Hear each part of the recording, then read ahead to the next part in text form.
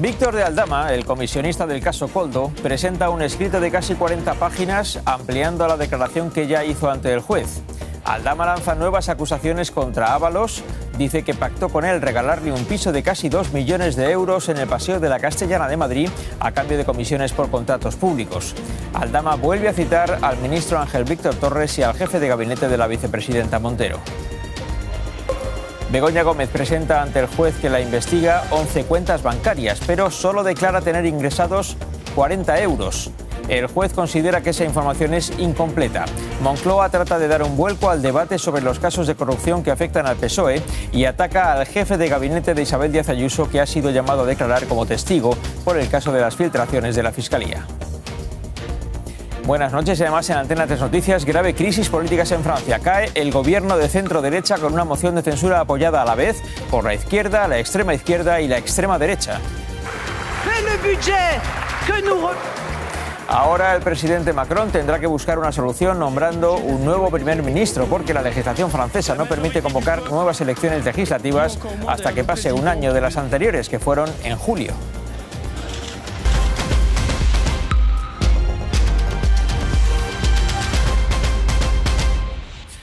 Víctor de Aldama, el comisionista del caso Koldo, compareció ante el juez por voluntad propia hace 2 semanas. Lanzó múltiples acusaciones y citó por su nombre a varios dirigentes políticos del Gobierno y del Partido Socialista, pero no presentó pruebas documentales. Sí se comprometió a presentarlas y hoy ha dado un primer paso en esa dirección. Su abogado ha entregado al juez un escrito de casi 40 folios que complementa su declaración presencial. Aporta algunas supuestas pruebas, aunque de momento no todas las que llegó a prometer. En esta primera remesa asegura que pactó con el exministro Ábalos la entrega de un piso en el Paseo de la Castellana de Madrid por valor de casi 2 millones de euros. Lo haría con un contrato que permitiría a José Luis Ábalos asegurarse el cobro de comisiones futuras. Según dice, las comisiones de las que habla Aldama serían de empresas adjudicatarias de contratos públicos elegidas a dedo. Y aquí incluye documentos de los presupuestos generales del Estado del año 2021 con subrayados y anotaciones a mano, aunque la defensa de Aldama reconoce que no puede afirmar con seguridad a quién pertenecen. Ese escrito ya está sobre la mesa del juez. Vamos al Tribunal Supremo, Pedro Callejas. Así es, Vicente. Hay que decir que algunas de las partes personadas en esta causa esperaban algo más, pero aún así creen que aporta indicios suficientes y además están convencidos de que esto va a ser una novela por entregas y que lo de hoy ha sido simplemente el primer capítulo. Por lo demás, fuentes judiciales nos confirman que ya se está estudiando ese informe escrito de 37 páginas presentado por Aldama de cara a preparar los interrogatorios que arrancan la semana que viene con la muy esperada declaración del exministro José Luis Ábalos. Lo dijo ante el juez. Gracias por lo que estás haciendo. Y 2 semanas después, ahora lo amplía por escrito, con nuevos detalles, nuevos archivos con los que Aldama justifica su versión. Que no se preocupe el señor Sánchez, que va a tener pruebas. Apunta al exministro Ábalos, con el que habría pactado la entrega de un piso en la Castellana, en Madrid, valorado en 1,9 millones. Era su garantía, dice, para que las constructoras le abonaran comisiones a cambio de adjudicaciones. Es más, incluye varios escritos de los presupuestos de 2021, con anotaciones manuscritas que atribuye a Koldo o Ábalos. No concreta, en teoría, para marcar qué empresas pagarían comisiones. Y hay más. Aldama asegura que tenía relación con el hijo y la mujer del exministro. Para demostrarlo, adjunta el contacto de ambos guardado en su agenda, pero no incluye ninguna conversación ni tampoco archivos. También hace referencia a su relación con el ministro de Política Territorial, Señor Víctor Ángel Torres. La defensa del comisionista dice que facilitaba pisos para encuentros de diversa naturaleza a los que acudirían, entre otras personas, Ángel Víctor Torres. ¿Qué le debo? En particular, una vivienda en la calle Atocha. Fuentes del ministerio lo niegan y aseguran que ampliarán las acciones legales ya tomadas contra Aldama. Hay más novedades en la investigación de este caso. El juez ha pedido a la Guardia Civil el expediente por el que se concedió la Orden del Mérito a Víctor de Aldama en octubre de 2022. También ha requerido al Ministerio del Interior el informe por el que se nombró agregado de la Embajada de España en Caracas al comandante de la Guardia Civil, Rubén Villalba, investigado también en este caso. Según dijo al juez, el coronel que impuso la medalla a Aldama lo hizo precisamente a propuesta del comandante Villalba. El caso Koldo es uno de los varios asuntos que afectan al Gobierno o al PSOE. Hay otro especialmente delicado que es el que protagoniza la esposa del presidente del Gobierno. Hace unos días, el juez que investiga este asunto solicitó las cuentas corrientes a nombre de Begoña Gómez. Y lo que ha encontrado es llamativo. Begoña Gómez figura en 11 cuentas bancarias abiertas desde el año 2019, cuando Pedro Sánchez ya era presidente del Gobierno. Solo en dos de ellas, en dos de esas cuentas, hay saldo. Suman solo 40,25 euros. En el documento se especifica que esta información debe ser incompleta. El juez Peinado quería ver las cuentas de Begoña Gómez y esta es la lista que le ha llegado. Son 11 en total y solo 2 con saldo. En una hay poco más de 40 euros, en otra 15 céntimos. Eso sí, la lista está incompleta, señala el propio escrito. Otro documento lo aporta Indra, en parte participada por el Estado, que confirma al juez que invirtió 128.000 euros en el software para la cátedra de la mujer de Sánchez. Ese software acabó registrado a nombre de Begoña Gómez y es otro de los asuntos que el magistrado está investigando. Su defensa asegura que fue la Complutense la que le pidió realizar ese registro. Por su parte, la universidad asegura que la creación del dominio de ese software no había sido solicitada por ellos. Además, la Complutense dice que no ha podido encontrar los currículums del resto de profesores de la cátedra, que es otra de las peticiones del juez. El sumario también recoge que la Fiscalía ha recurrido la última imputación del caso, la de Juan José Güemes, exconsejero de la Comunidad de Madrid y directivo del Instituto de Empresa. Este organismo contrató a Begoña Gómez para su Africa Center. El fiscal dice que el magistrado no ha precisado cuál es el delito que le atribuye. Más casos. Otro es el del fiscal general del Estado, que ha participado en una charla por el aniversario de la Constitución organizada por la delegación del Gobierno de Castilla-La Mancha. Álvaro García Ortiz está imputado por la supuesta filtración de datos privados de la pareja de Isabel Díaz Ayuso. El fiscal estaba citado hoy a declarar en una comisión de investigación del Senado, pero ha puesto como excusa la asistencia a ese acto en Castilla-La Mancha para no comparecer. En su día, García Ortiz dijo que solo podía ir al Senado justo este miércoles, pero luego cambió de criterio y ahora dice que no está disponible ningún día de diciembre. Fiscal, ¿qué pasa con la declaración de Miguel Ángel Rodríguez como testigo? Y no ha dicho más. Una vez más, el fiscal general no ha pronunciado palabra alguna sobre el caso por el que es investigado. Tampoco lo ha hecho sobre la declaración como testigo de Miguel Ángel Rodríguez, que será ante el Supremo el día 8 de enero. Y Moncloa cree que se ha abierto una oportunidad para cambiar el debate sobre los casos judiciales a políticos que ahora tienen como protagonistas a personalidades del Gobierno, del PSOE y a cargos controlados por el Gobierno o por el PSOE. Pero la citación judicial del jefe de gabinete de Ayuso permite a Moncloa redirigir la discusión hacia el PP. Y hoy han puesto en circulación su argumentario en boca de varios ministros. Será muy interesante escuchar la declaración del señor Miguel Ángel Rodríguez, porque se va a adentrar en un terreno desconocido para él. En primer lugar, estará obligado a decir la verdad y, en segundo lugar, ni podrá insultar ni podrá amenazar a sus interlocutores. Algo a lo que no está muy acostumbrado, que es que diga la verdad. Tendrá que ir al Supremo y, lógicamente, como testigo, obligado a decir la verdad. Este es un choque más entre el Gobierno central y el Gobierno autonómico de Madrid. El último capítulo de esta guerra se ha escenificado en los actos por el aniversario de la Constitución. Cada uno lo ha celebrado por su cuenta. Ayer la Comunidad de Madrid, hoy la delegación del Gobierno en Madrid. Y con fuego cruzado, Lucía González.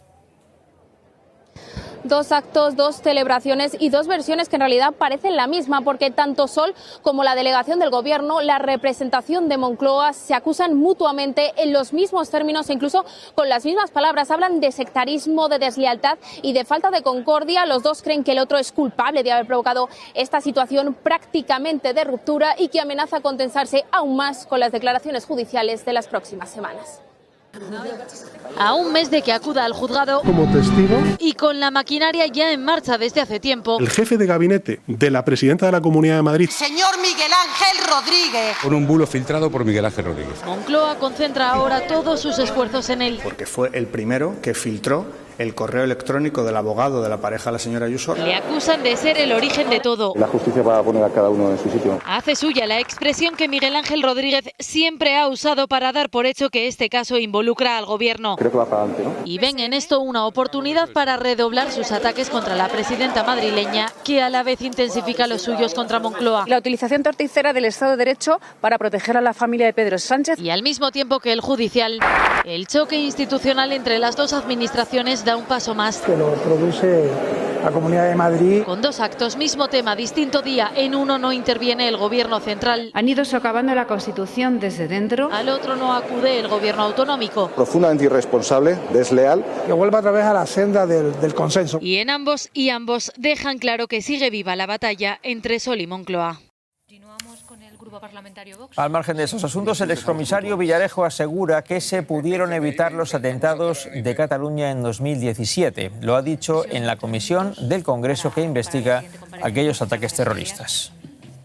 Villarejo señala como responsable al exdirector del CNI que hace unos días compareció en esa misma comisión. Esther Vaquero. Félix Sanz Roldán dijo que a los servicios secretos no les llegó información anterior a los atentados, pero Villarejo lo desmiente. Dice que él mismo alertó al CNI de lo que podía pasar y que el Estado pudo evitar esos atentados de Barcelona y Cambrils en los que murieron 16 personas.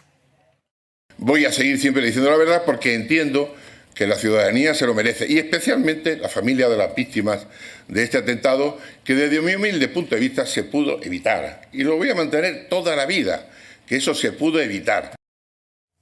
Vox amenaza al Partido Popular y anuncia que suspenderá las negociaciones de los presupuestos en las 6 comunidades donde los populares necesitan su apoyo.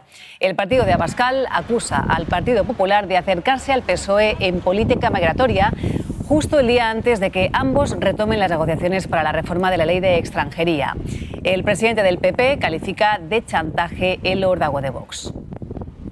Vamos a suspender las negociaciones presupuestarias con el Partido Popular en aquellas regiones de las cuales dependan de Vox. El PP va a seguir defendiendo sus principios y sus convicciones, sin someterse a chantajes de ningún tipo, ni de un lado ni del otro. Y hoy la OCDE, la Organización para la Cooperación y el Desarrollo Económico, ha vuelto a elevar la previsión de crecimiento para España. Estima que este año el Producto Interior Bruto crecerá un 3%, casi 4 veces más que la media de la zona euro. Será uno de los países que más crezca del mundo. La inflación, sin embargo, no bajará al 2% hasta el año 2026. El presidente del Gobierno ha destacado hoy la buena marcha de nuestra economía. No estamos ya al vagón de cola, afortunadamente, en muchos de estos ámbitos. España, en el ámbito económico, es locomotora de crecimiento en Europa, no lo digo yo, ahí están los datos. Quedan solo 20 días para la Nochebuena y ya están empezando a subir los precios de los productos frescos. Una asociación de consumidores ha comparado 16 de ellos y 10 de esos 16 ya son más caros que hace justo un año. Es quizá la época del año de más consumo. En Navidad es muy raro que miren, siempre quiere la gente cosas buenas. Se mira, se compara y también se pregunta. De finales de octubre, noviembre, de esa fecha la gente ya está preguntando ¿y cuánto, y cuánto, y cuánto? Porque lo normal en estas fechas... A estas alturas ya empezamos a notar una cierta alza de precio, pero ya en Navidad ya es el top. Un poquito de aquí, un poquito de allá, un poquito de allá. Por ahora, comparando los precios de los productos típicos en Navidad, en un año la subida supera el 5%. Pero si lo comparamos con 2015, han subido un 50% de media. Carísimo. Pero mira, una vez al año no hace daño. Bueno, lo he hecho con antelación. Mejor así porque seguirán subiendo. Y eso que estos 6 artículos que ven están ya en máximos históricos. La lubina, un 12. Sí, me gusta, ya la tengo congelada. Las ostras, un 19. No me gusta. Pues tenemos pensado comprar como un pavo así relleno. Por ahora el pavo se está librando de las subidas, igual que los langostinos o las almejas. Acaba de confirmarse, Michel Barnier, el primer ministro de Francia, no ha superado la moción de censura que ha tenido lugar esta tarde en la Asamblea francesa. El gobierno ha caído. En raison de l'adoption de la motion de censure et conformément à l'article 50 de la Constitution, le Premier ministre doit remettre au président de la République la démission du gouvernement. Les travaux de l'Assemblée nationale sont ajournés. El gobierno de Barnier ha tratado de salvarse negociando con varios diputados hasta el último minuto, pero no ha podido evitar lo que parece imposible en muchos países, que la extrema izquierda y la extrema derecha se hayan puesto de acuerdo para acabar con un gobierno de centro-derecha. Álvaro del Río ha seguido esta tensa sesión parlamentaria en París. Álvaro. Así es, larga y tensa sesión parlamentaria en la que precisamente la ultraderechista Marine Le Pen ha explicado por qué ha unido sus votos a los de la izquierda, no por placer, ha dicho, sino por necesidad para derribar al gobierno de Barnier, y ha descartado toda alianza ideológica con la izquierda o la extrema izquierda. Barnier, por su parte, ha apelado a la responsabilidad y ha alertado de las graves consecuencias de esta censura. Durante la tarde han intervenido más de 50 oradores, pero la que contaba era Marine Le Pen. Así confirmaba que deja caer al gobierno. La fin d'un gouvernement éphémère, un gouvernement de circonstances. Los pocos partidarios del primer ministro caído le han arropado con aplausos, una ovación de 70 segundos y palabras. Attal, su antecesor en el cargo, denuncia una pinza de la izquierda y la ultraderecha. J'ai décidé de baisser ensemble le pouce, comme naguère à Rome lorsqu'il fallait condamner un gladiateur après le combat. Pues el gladiador Barnier parecía resignado a su condena. Pullita a Marine Le Pen. Nous n'avons pas la même idée de la souveraineté, ni du patriotisme. Y palabras de despedida justo antes de que le echaran. Cela restera pour moi un honneur d'avoir servi avec dignité la France et les Français. El último jefe de gobierno francés que cayó por una moción de censura fue Pompidou en 1962. Lo que ha ocurrido no tiene precedentes en la historia contemporánea de Francia. Ya han visto que hay que remontarse a los años 50. Barnier se convierte en el primer ministro que menos tiempo ha estado al frente del gobierno. Francia se encuentra sumida en el desconcierto. Volvemos con Álvaro del Río. ¿Qué escenarios se plantean a partir de ahora, Álvaro? Pues lo más inmediato ahora mismo, Vicente, es que Barnier vaya a acudir al Elíseo a entregar la dimisión, su dimisión y la de su gobierno. El presidente va a tener que nombrar nuevo primer ministro. Según algunos medios puede ser cuestión de 24 horas. Suena mucho el perfil del actual ministro de Defensa, Emmanuel Macron. Querría tener un gobierno para este fin de semana, precisamente para recibir, entre otros, a Donald Trump en la reapertura de Notre Dame. Otra opción sería un gobierno técnico. La crisis política de la segunda potencia de la Unión Europea coincide con una crisis de gobierno en Alemania, que es el motor económico de Europa. Las autoridades comunitarias siguen con preocupación el mal estado que presentan las dos grandes potencias de la Unión. Vamos a Bruselas, Guillermo Pascual.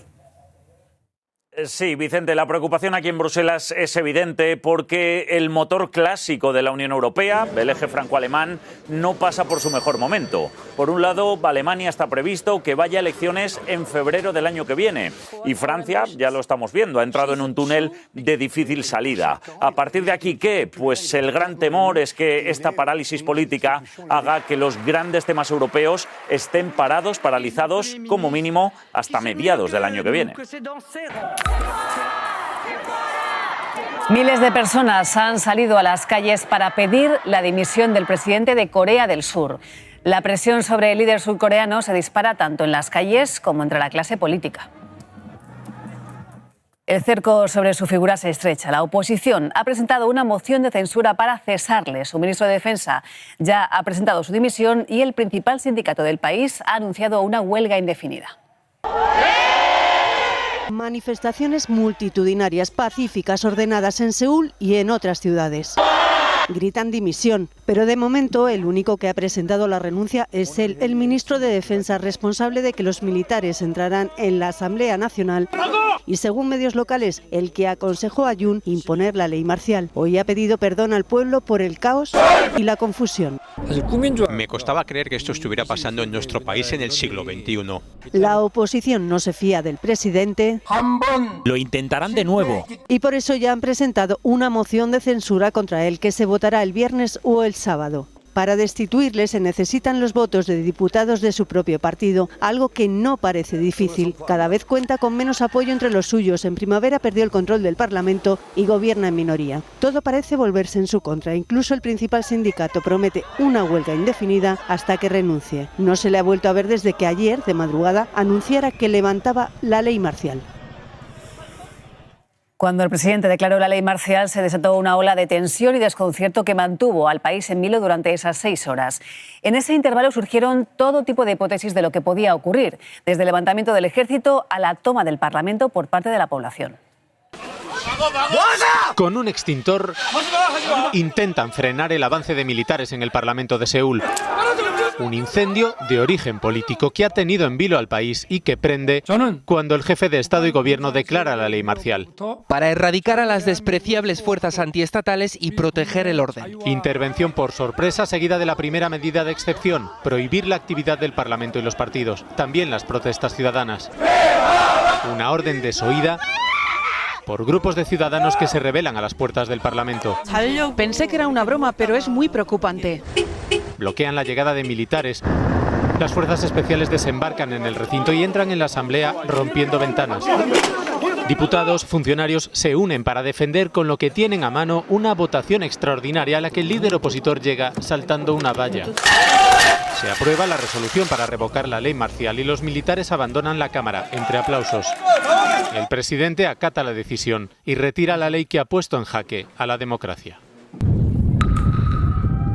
Y en Estados Unidos, Donald Trump empieza a temer que su poder sea algo más limitado de lo que él pretende. Varios de los nombres que había elegido para su futuro gobierno ahora están en duda. La presión dentro y fuera de su propio partido está teniendo su efecto. El candidato para dirigir la Agencia contra la Droga no ha podido con esa presión y ha renunciado al cargo. Crecen además las críticas contra el designado como responsable de defensa. Nueva York, José Ángel Abad. Vicente, el capital político de Donald Trump ahora mismo es inmenso, colosal, como nadie más en este país tiene ni ahora ni en muchísimo tiempo, pero infinito no es, y eso es lo que parece estar a punto de probarse ahora con algunos de los nombramientos que ha elegido, que ha propuesto para su administración y ante los que muchos entre sus propias filas republicanos prefieren mirar para otro lado. Era un sheriff de película, el elegido por Trump para dirigir la mítica DEA, la Agencia contra los Carteles de la Droga, pero Chad Chronister se retira porque parte de los republicanos no le perdonan haber aplicado a rajatabla las medidas contra el COVID durante la presidencia Biden. Más serio aún, se tambalea también la candidatura de Pete Hegseth como secretario de Defensa para dirigir el ejército americano. Voy a decirlo con simpleza, se ha investigado mi vida y he sido siempre exonerado, asegura, pero hasta su madre había llegado a acusarle de abusar de mujeres, aparte de excesos etílicos y sospechosa gestión económica en dos organizaciones de veteranos que han hecho que Trump ya incluso haya consultado con el gobernador de Florida, Ron DeSantis, si aceptaría él ser el secretario de Defensa. También sobre Kash Patel como posible director del FBI hay dudas, Robert Kennedy en Sanidad y Tulsi Gabbard como directora de inteligencia. Hamás amenaza con acabar con la vida de los rehenes que siguen bajo su poder si Israel lleva a cabo un operativo especial para rescatarlos. En las últimas horas, el ejército israelí ha recuperado el cadáver de uno de los rehenes. La reunión de ministros de Asuntos Exteriores de la OTAN concluye con un llamamiento a los países miembros. Desde la alianza se insiste en la necesidad de aumentar la inversión en defensa a más de un 2%. Y, por ejemplo, no está previsto que España cumpla con ese objetivo hasta 2029. Didier Reynders, el ya excomisario de Justicia de la Unión Europea, está siendo investigado por blanqueo de capitales a través de billetes de lotería. Conocía bien este sistema porque fue ministro de Finanzas en Bélgica. En Georgia, el líder de la oposición de corte europeísta ha sido golpeado por la policía y trasladado a prisión inconsciente. El gobierno prorruso mantiene la negativa de negociar una posible entrada en la Unión Europea. Los talibanes prohíben que las mujeres puedan estudiar cualquier disciplina sanitaria. En algunas regiones, un médico varón no puede atenderlas, por lo que esta situación abre un nuevo problema para las mujeres. Así, entre aplausos de policías, padres y profesores, han vuelto a las clases de este colegio de Paiporta, el primero en reiniciar su actividad en esta localidad trasladana. Madres y padres se abrazan emocionados por volver de alguna forma a la normalidad. Al final lo que ellos necesitan es un poquito de normalidad. Sí, porque el estar todos los días en casa, no tener una rutina y tampoco podían salir a la calle porque lo que había pues no era bonito. Pues intentar que ellos lo lleven lo mejor posible y que no se den cuenta dentro de lo malo lo que hay. Parece que hay un poco de luz con todo esto. Han pasado 5 semanas desde la catástrofe y hoy hemos querido comprobar con algunas ONGs que llevan allí desde el primer día qué es lo que se está haciendo con todas las donaciones que se han recibido. Miles de donaciones, millones de euros recaudados en tan solo un mes. Las muestras de solidaridad de todo el mundo nos han desbordado. Gente anónima que da 5 euros y 10 euros, eso es muy bonito. ¿Pero a dónde han ido? ¿Para qué se está usando todo ese dinero? Lo poco que nos den, bueno es. Cruz Roja, por ejemplo, con una parte de los 90 millones recaudados, va a entregar tarjetas monedero que llegarán hasta los 2.000 euros. Permite que cada familia tome la decisión respecto a, en este momento, cuál es la necesidad que necesita cubrir. Mensajeros de la Paz ha conseguido, entre otras cosas, repartir unas 45.000 raciones de comida y limpiar más de 300 casas y locales. Ahora está comprando muebles y electrodomésticos. Reciben una lavadora, una nevera, colchones, somieres. Aquí tratan de recuperar los recuerdos de los afectados. Ya se ha limpiado un poco del barro. Esta fundación además ha conseguido 700.000 euros en donaciones. Conforme nos hayan presentado los daños y sus necesidades, vamos a ir asignando dinero. Y en el Banco de Alimentos de Valencia siguen trabajando para hacer llegar todo esto a los afectados. Una unidad móvil que saldrá de Banco de Alimentos todos los días y que recorrerá todos los pueblos. Ya han repartido casi 6 millones de kilos de comida. Viento, canto el miedo. Valencia ha encendido esta tarde la Navidad con el recuerdo a las víctimas de la riada. Lo ha hecho con este árbol convertido en una estrella de la solidaridad en el que están representadas todas las poblaciones afectadas. Hay novedades en el caso de Juana Rivas, la mujer que fue condenada hace 6 años por secuestrar a sus 2 hijos. Ahora, su exmarido ha sido procesado en Italia por presuntos malos tratos contra ellos. El hijo mayor, que ya tiene 18 años, ha pedido protección para su hermano, que todavía vive con su padre, a la justicia italiana. Asegura que corre peligro. Francesco Arcuri, la expareja de Juana Rivas, niega esas acusaciones. En este vídeo difundido por los abogados de su madre, vengo a pedir ayuda. Mi hermano en este momento vive con un maltratador. El hijo mayor de Juana Rivas pide ayuda para su hermano de 10 años que vive con su padre en Italia. Él se siente en riesgo de muerte. Yo me he sentido en riesgo de muerte. También ha remitido esta carta a la justicia. Lo tiraba al suelo, lo arrastraba escalera abajo, lo golpeaba y lo encerraba en una habitación. Por eso la Fiscalía investiga a Francesco Arcuri por un posible delito de malos tratos. Que existen indicios suficientes como para poder enjuiciar estos hechos. En su escrito habla de violencia física, de amenazas que provocaron ansiedad y terror a los hijos. El padre lo niega todo. Y tenemos la completa y absoluta seguridad de que esto no va a avanzar más de donde tiene que avanzar. Y recuerda que otras 10 denuncias interpuestas por Juana Rivas se archivaron. Un abrazo muy fuerte. Fue condenada por fugarse con sus hijos en 2017 y después indultada. El hijo menor declarará el viernes ante el juez en un proceso abierto por la custodia. No van a ir en sentido del reloj, sino al contrario. Son alumnos de primaria dando una clase de matemáticas. Según un nuevo informe internacional, los estudiantes españoles están a la cola de Europa en esta materia. Las pruebas realizadas a los alumnos dejan un titular preocupante. Casi un 40% de los niños de 10 años tiene un nivel bajo o muy bajo en matemáticas. En ciencias, el retroceso es incluso mayor. Les toca multiplicar y dividir con decimales. Se repite la misma operación. También empezar a resolver problemas. Tienen que plantear qué algoritmo usar, qué operación usar. Y es ahí cuando a nuestros estudiantes se les atragantan los números. ¡Ojo, cuidado! Por comunidades, la que saca mejor nota es Castilla y León, la peor, Cataluña. El número de horas de matemáticas depende de la comunidad autónoma y en España hacemos menos que en otros países y en Cataluña hacemos menos que en otras comunidades. Para algunos profesores, otro problema está en que el temario es muy amplio. Entonces, por ejemplo, y que debería ser menos teórico y más práctico. Lo que verdaderamente vemos con ellos lo pudiéramos trabajar participando ellos mucho más. En la realidad, vamos al supermercado, tenemos que montar el supermercado. Necesitas una cajita registradora, necesitas los espacios, una balanza. Creen que por eso hemos caído 4 puntos. Más aún lo hacen las ciencias. Les enseñamos, pero es que hay que enseñarles muchas cosas. A lo mejor los planes de estudio se tienen que mirar. En esta asignatura la posición más alta es para Asturias, la más baja para Baleares. España suspende en ciencias y en matemáticas, con uno de los peores resultados de la Unión Europea.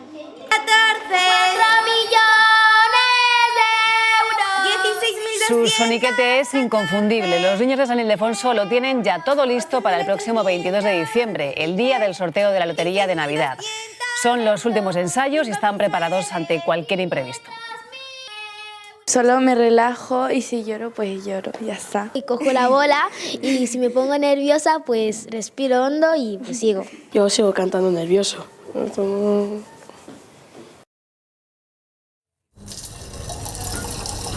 Asturias está de enhorabuena. La UNESCO acaba de declarar la cultura de la sidra como patrimonio inmaterial de la humanidad. Este gesto, el de escanciar, es una de las señas de identidad del Principado.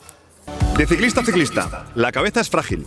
Ponte el casco. Ponle Freno lanza una campaña para promover el uso obligatorio del casco en bicicleta para todos y en todas partes. La mayor plataforma de acción social por la seguridad vial, impulsada por A3 Media junto a Fundación AXA, quiere concienciarnos de que usar el casco evita el 58% de las lesiones más graves. De ciclista a ciclista. Victoria del ECE Echevarría, presidente. Y A3 Media firma con el Gobierno un acuerdo para trabajar conjuntamente en el impulso de la formación profesional en nuestro país. El grupo audiovisual se compromete así a colaborar para el diseño y actualización de nuevas ofertas formativas, la acreditación de competencias profesionales y el impulso del modelo dual. Y cada hora en los espacios informativos de Onda Cero.